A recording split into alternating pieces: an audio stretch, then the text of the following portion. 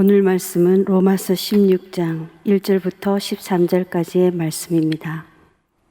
내가 갱거리아 교회의 일꾼으로 있는 우리 자매 베베를 너희에게 추천하노니 너희는 주 안에서 성도들의 합당한 예절로 그를 영접하고 무엇이든지 그에게 소용되는 바를 도와줄지니 이는 그가 여러 사람과 나의 보호자가 되었음이라. 너희는 그리스도 안에서 나의 동력자들인 브리스가와 아굴라에게 문안하라. 그들은 내 목숨을 위하여 자기들의 목까지도 내놓았나니 나뿐 아니라 이방인의 모든 교회도 그들에게 감사하느니라. 또 저희 집에 있는 교회에도 문안하라. 내가 사랑하는 에베네도에게 문안하라. 그는 아시아에서 그리스도께 처음 맺은 열매니라. 너희를 위하여 많이 수고한 마리아에게 문안하라. 내 친척이요 나와 함께 갇혔던 안드로니고와 유니아에게 문안하라. 그들은 사도들에게 존중이 여겨지고 또한 나보다 먼저 그리스도 안에 있는 자라. 또 주 안에서 내 사랑하는 암블리아에게 문안하라. 그리스도 안에서 우리의 동력자인 우르바노와 나의 사랑하는 스다구에게 문안하라. 그리스도 안에서 인정함을 받은 아벨레에게 문안하라. 아리스도블로의 권속에게 문안하라. 내 친척 헤로디온에게 문안하라. 나기수의 가족 중 주 안에 있는 자들에게 문안하라. 주 안에서 수고한 두루베나와 두루보사에게 문안하라. 주 안에서 많이 수고하고 사랑하는 버시에게 문안하라. 주 안에서 택하심을 입은 루포와 그의 어머니에게 문안하라. 그의 어머니는 곧 내 어머니니라. 아멘. 우리가 성경을 읽을 때 주의해야 될 부분이 있습니다. 성경은 성경이다 라는 것입니다. 성경은 거룩한 경전, 하나님의 말씀입니다. 내 생각을 주장하기 위해서 내가 가지고 있는 사상을 뒷받침하기 위한 변론의 자료로 성경을 쓸 수 없는 것이죠. 또 동시에 성경은 성경이기 때문에 아무리 하찮아 보이고 의미가 없어 보이는 성경의 한 대목도 거기에는 반드시 하나님의 진리가 담겨 있다는 마음으로 이 성경을 읽어야 성경의 세계가 열리게 됩니다. 이제 이 서신을 마무리하는 로마서 16장이 바로 이런 케이스에 해당이 됩니다. 지난주에 바다에 표층수가 있고 심층수가 있어서 표면적으로는 이 표층수가 바닷물을 대표하는 것 같지만 보이지 않는 심층수가 물의 중심을 잡아주고 생명의 보호 역할을 한다고 말씀드렸지 않습니까? 사도 바울이 로마에 있는 교인들에게 인사하는 이 대목이 전형적으로 이런 케이스에 해당이 됩니다. 표면적으로는 아무 교훈이 없어 보입니다.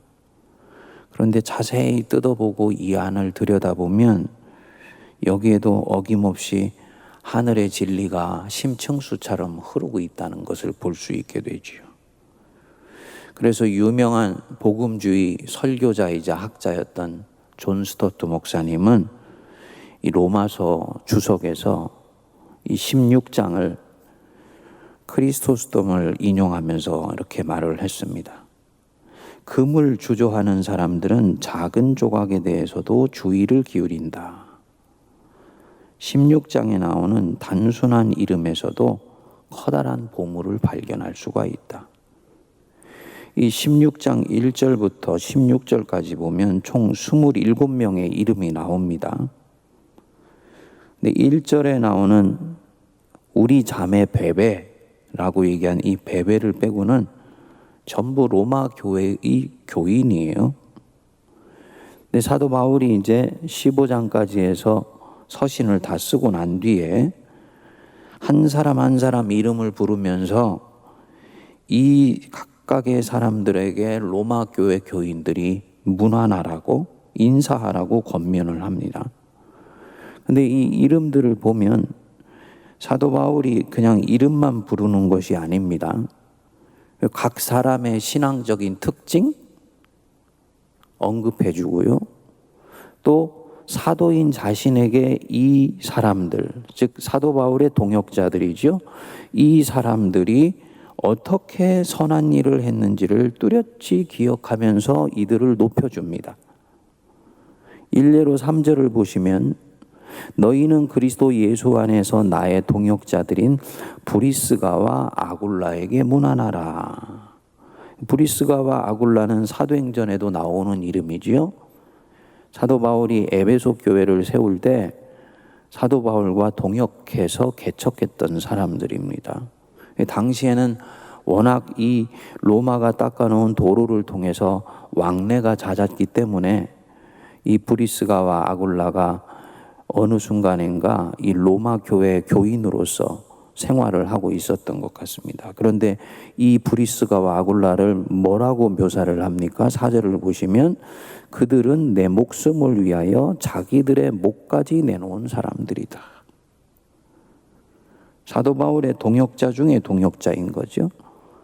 5절에 보시면은 에베네도가 나오는데 에베네도에게 문안하라. 그는 아시아에서 그리스도께 처음 맺은 열매니라. 사도 바울이 아시아에서 복음을 전하고 첫 열매로 기억하고 있는 사람이 에베네도인 것이죠. 7절에 보면은 안드로니고가 나오는데요.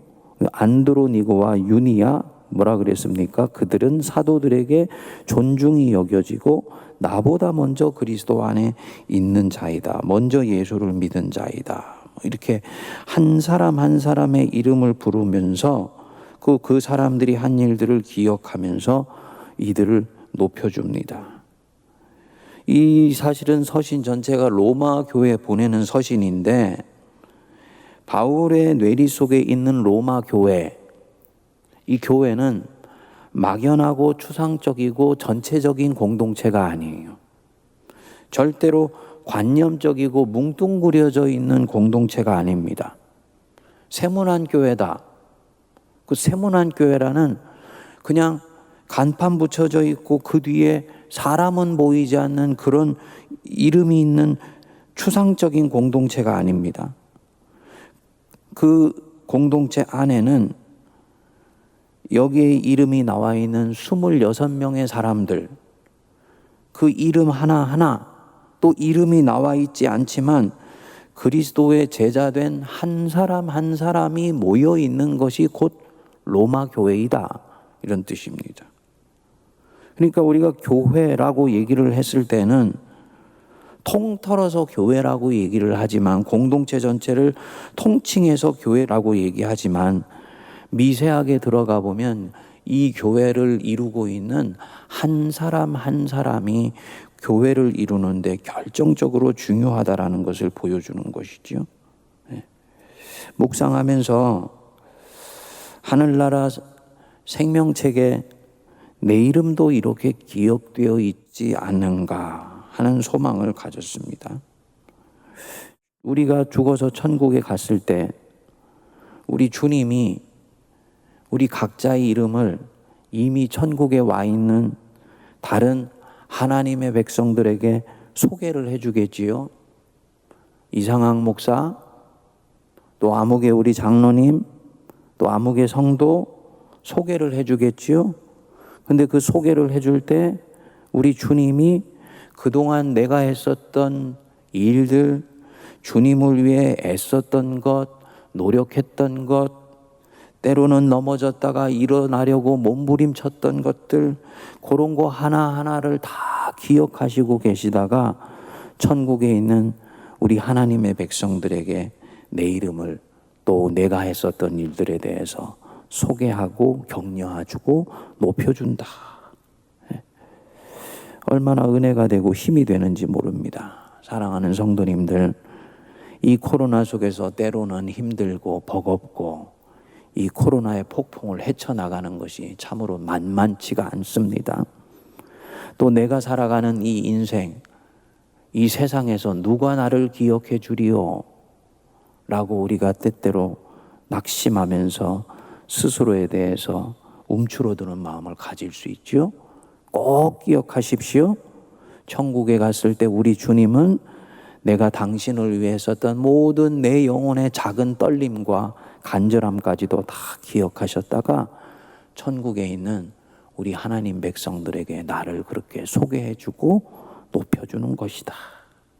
그러니까 이 로마서 16장에 나오는 이 이름을 놓고 문함하는 것은 천국에서 벌어질 일들을 미리 예표로 보여주는 것이다. 이렇게 말씀을 드릴 수가 있습니다. 우리 주님이 전부 아시고 계시고 전부 기억하시고 계시고 전부 우리의 소중한 것들을 다 마음에 새겨주셨다가 높여주시고 올려주시는 것이죠. 둘째로 이 27명 중에 베베를 빼고 26명 로마 교회의 교인을 이루는 사람들의 이 성부를 살펴보면 정말로 다양합니다. 인종, 계층, 성별에서 아주 다양하게 로마 교회가 구성되어 있다는 것을 보여줍니다. 브리스가와 아굴라, 유대인 그리스도인입니다. 유대인들의 이름이에요.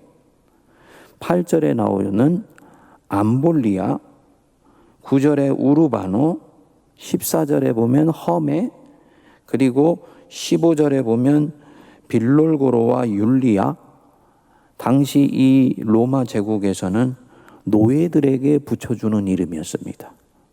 그러니까 이 로마 교회에 있는 성도들 중에 적지 않은 숫자가 노예들이었다라는 것을 보여주는 것이죠. 노예들만 있는 게 아니에요. 이 이름들에 보면은 자유인이면서 아주 당시에 저명한 인사들의 이름도 나타나게 됩니다. 10절에 보면은 아리스토블로라는 이름입니다. 주석책에 의하면은 헤롯 대제의 손자이면서 당시 황제였던 글라우디오의 친구였다 그럽니다. 11절에 보면 나기수라는 이름이 나오는데요. 당시 로마 사회에서는 부요한 세도가였는데 거듭난 사람입니다. 그러니까 이 로마 교회는 인종으로 보면 유대인들과 로마인들, 아시아인들이 섞여 있는 거지요. 노예와 자유인들이 섞여 있습니다. 그 자유인들 중에서도 황제의 친구격이 되는 귀족들이 로마 교회의 교인으로 함께 공동체를 이루고 있었어요. 성별로도 마찬가지입니다. 26명 중에 9명이 여자 이름입니다. 어떤 학자들은 사도 바울을 보고 남성 중심주의자였다라고 그렇게 비평을 합니다.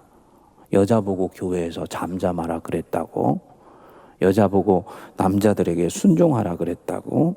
근데 그것은 맥락 속에서 한 얘기예요. 로마서 16장을 보면 사도 바울은 그렇게 생각을 안 합니다. 로마 교회에 자기 사람을 천거하는데 1절에 그 천거자의 이름이 누구냐면 베베 아닙니까? 우리 자매 베베라고 얘기를 했습니다. 그러니까 자기 옆에 있는 동역자 중에서 남자가 아니고 여자를 한 공동체를 섬기는 사람으로 기꺼이 천거를 하는 것이지요. 3절에 보시면 브리스가와 아굴라가 다시 나오는데요. 브리스가는 여자입니다. 아굴라가 남자예요. 근데 보면은 아굴라와 브리스가가 아니고 사도 바울한테는 항상 브리스가와 아굴라입니다. 브리스가라는 여자 이름이 먼저 나와요. 브리스가가 먼저 믿었기 때문이건 아니면 그녀가 복음에 더 열심히 충성했기 때문이건 사도 바울은 브리스가를 그 남편 아굴라보다 먼저 호칭을 불러줍니다. 오늘날 우리가 교회에서 이렇게 부부의 호칭을 부른다면 그거는 결례라고 생각을 하겠지요. 그런데 이때 사도 바울은 그렇게 했어요. 무엇을 얘기하는 것이냐? 기독교 공동체에서 남녀 성관계는 대단히 동등하고 균등했다는 것을 말하는 것입니다. 주님 앞에 얼마나 충성하고 있느냐가 우선순위를 정하는 것이지 남자냐 여자냐가 우선순위를 정하지를 않았다는 것입니다. 그러니까 인종에서, 계층에서, 성별에서 다 다른데 이들이 교회를 섬기는 일에 있어서는 그리스도 안에서 한 형제고 한 자매입니다. 예를 들어서 암볼리아가 노예라고 말씀을 드렸는데 이 사도 바울이 이 노예 암볼리아를 뭐라고 칭을 합니까? 주 안에서 나의 사랑하는 암볼리아예요. 자유인이면서도 로마의 시민인 사도 바울이 노예 암볼리아를 주 안에서 나의 사랑하는 암볼리아, 나의 사랑하는 자다 라고 부릅니다. 만약에 내가 암볼리아라고 한번 생각을 해보실까요? 자신이 세상에서는 천대받고 사람 대접받지 못하고 살아갑니다. 그런데 교회 왔더니 나를 형제님, 자매님 하고 불러주는 것입니다. 이 공동체는 정말 나를 형제라고 불러주네. 에이, 호칭만 그렇게 부르는 것이겠지 라고 생각했는데요. 세상에서 만났던 귀족이 나를 또 형제님이라고 불러주는 거예요. 그리고 얼마나 그 따뜻한 눈빛과 나를 존중하는 태도로 대해주는지를 모릅니다. 이 노예 암볼리아가 이 로마 교회는 어떤 곳이 되겠습니까? 이게 바로 천국이죠. 이게 바로 천국이에요. 당연히 이런 곳에는 자기 동료 노예를 데리고 오고 싶을 것입니다. 이 친구야, 내가 지난주에 교회를 갔는데 나를 형제라고 불러주더라. 그 우리 주인님의 친구 있잖아. 그분이 나를 형제라고 불러주더라고. 너도 그 교회 한번 가보자. 이게 초대교회였습니다. 그러니까 초대교회에서 교회는 지상에 내려온 하늘나라와 유사했습니다. 그러니까 로마 교회가 세상과 전혀 다른 공동체를 형성하고 있었다는 거죠. 로마라는 시는 세상 속의 세상이었어요. 제국의 수도였었습니다. 그리고 그 당시를 관장하고 지배하고 있었던 지배 문화가 가장 집중적이고 농축적이고 총화적으로 형성되어 있었던 것이 바로 이 로마시였을 것입니다. 그런데 그 로마시 한복판에 로마 교회는 전혀 다른 공동체를 형성하고 있는 거예요. 그러니까 초대교회가 강력하게 성장한 이유 중에 하나가 바로 이런 것이었지요. 세상 한복판에 있는 죄가 역사하지 않고 은혜만이 역사하며 사랑만이 사람들의 심령을 다스리고 있는 공동체. 그게 바로 이 초대교회 공동체였습니다. 그 안에 있는 사람들이 만나면 얼마나 행복하고 좋아했겠습니까? 현대교회가 초대교회를 수시로 묵상해야 되는 이유가 바로 여기에 있습니다. 과연 우리 현대교회는 세상에 얼마나 거룩한 충격을 주고 있는가? 얼마나 현대교회는 세상이 부러워할 공동체를 만들어가고 있는가? 세상에서 살았던 삶의 방식과 패턴과 문화가 교회 안에도 그대로 들어와서 포장만 종교로 포장을 하고 포장만 거룩한 언어로 포장을 하여서 이곳에 다른 종류의 종교 공동체를 형성하고 있는 것은 아닌가? 우리가 깊이 들여다봐야 되는 대목입니다. 만일에 지상에 있는 교회가 성경 속에 나타난 이 초대교회의 이상과 이 비전들을 사모하지 않고 소망이 없어지고 꿈이 없어지고 세상과 별반 달라지는 것이 없는 순간부터 사실 교회는 하나님이 보실 때, 교회의 주신 되시는 예수님이 보실 때는 대단히 매력이 없어지는 곳이 되어가는 것입니다. 성도님들, 교회 안에서는요, 노예와 귀족이 같이 예수를 믿습니다. 서로가 서로를 형제라고 불러줘요. 교회 안에서는 직업으로 사람 판단하면 안 됩니다. 옷차림으로 사람 판단하면 안 됩니다. 성별로 판단하면 안 됩니다. 어떤 것으로도 교회는 나누면 안 돼요. 오직 예수님 때문에 형제 자매가 돼야 됩니다. 아픈 얘기입니다만 교회 공동체 안에 교회가 50년, 60년이 넘어가게 되면 교회 안에 나도 모르게 파벌이 만들어지게 됩니다. 파벌이 있으면 안 됩니다. 그 파벌 속에 있는 내 식구는 챙겨주고 그 속에 있지 않은 사람들에 대해서 냉랭하게 대하고 일이 생기게 되면 파벌에 따라서 사안별로 판단하고 결정하고 표면적으로는 아무렇지도 않은 것처럼 대하고 주님이 전혀 안 기뻐하시는 공동체죠. 고린도 교회에 대해서 그래서 사도 바울이 말씀했잖아요. 바울파, 아볼로파, 예수파 그런 거 없는 것이다. 우리가 깊이 말씀을 묵상하면서 표면적으로 드러나지 않은 이 심층의 의미를 캐치해낼 수 있게 되기를 바랍니다. 하나님, 우리 세문안교회 정말 세상이 부러워하는 아름다운 공동체 지금부터 꿈꾸고 기도할 수 있게 해주십시오. 세상에 있는 문화가 교회 안에 들어와서 주인 노릇하지 않게 해주십시오. 교회 안에 세상이 가지고 있는 온갖 그릇된 죄의 찌꺼기들이 들어와서 성도들 서로를 상처 주고 상처받지 않도록 지키시고 보호해 주십시오. 기도할 수 있게 되기를 바랍니다. 교회에 다양한 종류의 분파가 있습니다. 처음에는 분파를 만든다고 생각하지 않았는데 시간이 가면서 그렇게 되었습니다. 주님, 예수 그리스도 안에서 하나 된 형제자매 공동체 될 수 있도록 인도해 주십시오. 기도하고 우리 자신이 한 사람 한 사람 마중물 역할을 해야 되는 거지요. 서두에 성경은 성경이다 말씀을 드렸는데요.